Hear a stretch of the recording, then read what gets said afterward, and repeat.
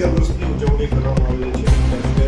Press conference કરીને ઉજવણી કરવા સાથે વિકાસના કામોની તમામ લોકો સુધી ફાયદો પહોંચે. સમગ્ર દેશની અંદર મોદી સરકારના 11 વર્ષ જૂઠના અને ભ્રામક કરનારી જૂઠાણાની પરાકાષ્ઠા, તમામ મોરચે નિષ્ફળતા અને જેને એમની સફળતાની વાત કરે, આ દેશની અંદર 80 કરોડ નાગરિકોને, ગરીબોને અનાજ મફત આપવું પડે અને વાત કરવાની વિશ્વગુરુ વિકસિત ભારતની કુપોષણના નામે બાળકોની સ્થિતિ અતિ ખરાબ સ્થિતિ, મહિલા અને બાળકો કુપોષણનો સૌથી વધુ ભોગ બને અને વાત કરે છે મોટી વાત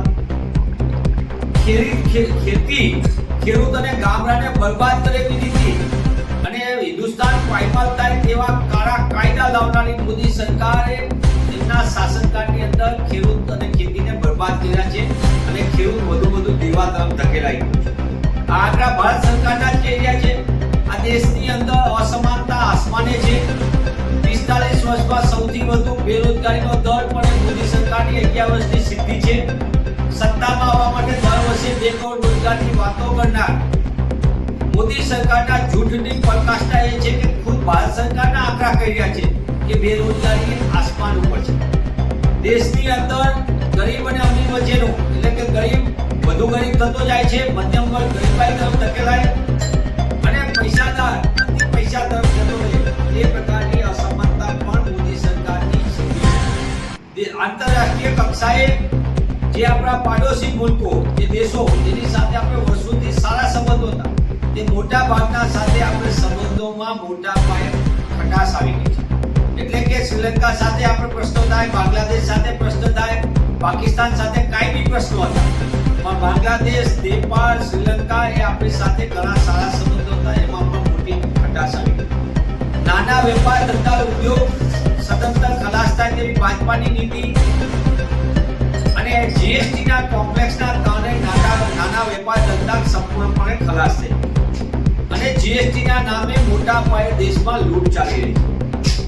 દેશની અંદર આંતરરાષ્ટ્રીય બજારની અંદર ક્રૂડના ભાવ ઘટી ગયા, સતત ઘટાડો, પણ કેન્દ્રની મોદી સરકારે દેશની 140 કરોડની જનતા ઉપર વારંવાર એક્સાઇઝ ડ્યુટી પેટ્રોલ ડીઝલ ઉપર નાખીને 30 લાખ કરોડ રૂપિયાની લૂંટ ચલાવી અને એના કારણે દેશમાં મોંઘવારી પણ પારાવાર મુશ્કેલીનો સામનો અનેક પરિવાર કરી રહ્યા છે અને સામૂહિક પરિવારોની આત્મહત્યાના ઘટના પણ સતત વધી રહ્યા છે.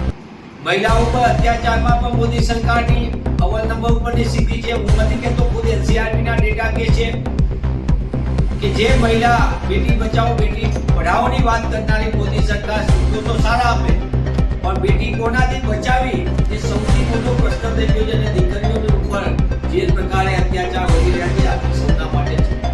મોદી સરકારની અંદર નબળા વર્ગ, એટલે કે અનુસૂચિત જાતિ, અનુસૂચિત જનજાતિ અને બક્ષી પંથના લોકો, લઘુમતી ઉપર સૌથી વધુ અત્યાચાર એનસીઆરટીના ડેટા કહ્યું છે કે તેમની ઉપર સતત કમજોર વર્ગ ઉપર હુમલાને બનાવ વધ્યા છે. સરકાર તરફથી કાયદાકીય કોઈ પગલાં મળ્યા.